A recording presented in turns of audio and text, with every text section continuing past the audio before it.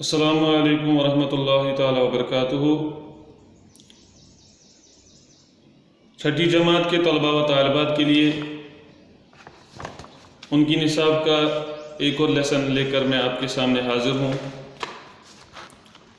اس lesson کا عنوان ہے ایک گدھا شیر بنا۔ ایک نظم کی صورت میں لیسن ہے۔ محمد اسماعیل میرٹھی نے یہ نظم لکھی ہے۔ اس کا عنوان ہے ایک گدھا شیر بنا۔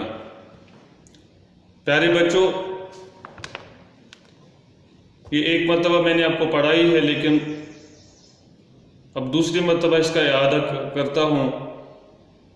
پایا تھا ایک گدھے نے کہیں پوستین شیر، یعنی ایک گدھا ہوتا ہے جس نے کہیں سے شیر کی کھال دیکھی ہے۔ پوستین کھال کو کہتے ہیں۔ اس کے دماغ میں ایک خیال آیا کہ یہ ایک آڑ ہے، یعنی کہ اس کے وسیلے سے، اس پوستین کے وسیلے سے، اس کھال کے، شیر کی کھال کی مدد سے میں شکار کھیلتا ہوں۔ اس کے بعد اس نے وہ پہنا، یعنی وہ شیر کا کھال اس نے پہنا اور کھیتوں میں جا گھسا یہ گدھا۔ لوگوں نے جب شیر دیکھا، ان کو نہیں پتا تھا کہ یہ گدھا ہے، کیونکہ اس نے پوستین شیر کی پہنی تھی۔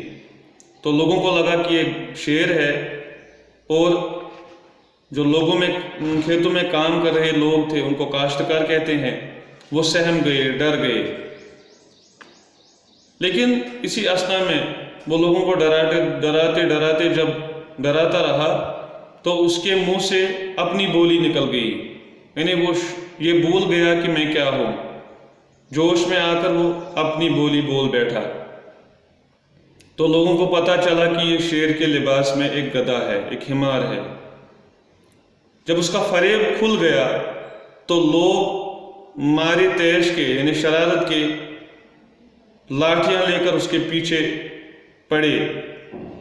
سارے لوگ اس کے پیچھے پڑے، چاروں طرف سے اسے گھیر لیا اور اس گدھے کی خوب خبر لی۔ لوگوں نے اسے مار کر اس کا برا حال کر دیا، سارا ہی کچھ چکا دیا، وصول کچھ بقایا نہ رہا اس گدھے کا۔ مرنے سے کیا رہا تھا، مگر خیر ہو گئی، یعنی وہ مرنے کو تیار تھا، لیکن اتنے میں وہ دم دبا کر بھاگا تو اس کی جان بچ گئی۔ پیارے بچوں، جو انسان کی اصلیت ہوتی ہے وہ چھپانے سے نہیں چھپتی ہے۔ یہ بات آپ کو یاد رکھنی ہے کہ یہ گدھے کی جو اصلیت تھی وہ شیر کا لباس پہننے کے بعد بھی سامنے آ گئی، اور لوگوں نے اس کا برا حال کر دیا۔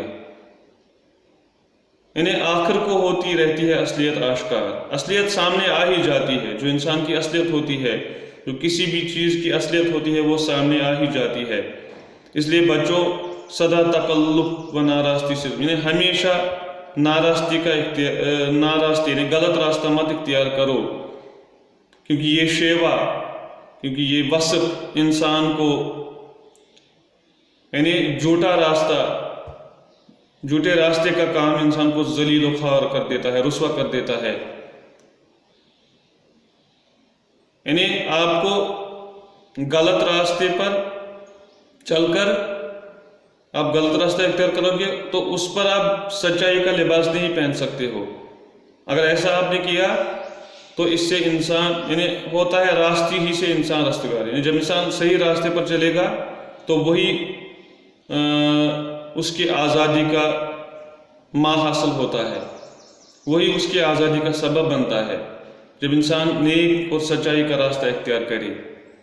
جو بات تھی، شاعر کہتا ہے آخر پہ کہ جو بات اصلیت کی تھی، سچائی کی تھی، وہ صلاح کی تھی، یعنی کہ آپ کے اصلاح کے لیے تھی، وہ میں نے آپ کے سامنے رکھی ہے۔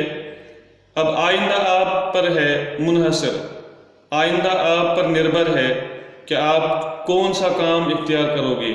دونوں راستے آپ کے سامنے ہیں، سچائی کا راستہ بھی اور برائی کا راستہ بھی۔ ہمارے سامنے دونوں راستے ہوتے ہیں۔ اب انسان کہ ذہن پر اور اس کے دل پر یہ منحصر ہوتا ہے، اس کی کردار پر منحصر ہوتا ہے کہ وہ کون سا راستہ اختیار کرتا ہے۔ اگر وہ سچائی کا راستہ اختیار کرے تو وہ ہمیشہ رستگار رہتا ہے، کامیاب رہتا ہے۔ اگر وہ برائی کا راستہ اختیار کرے تو دنیا اور آخرت میں وہ ذلیل و خوار ہو جاتا ہے۔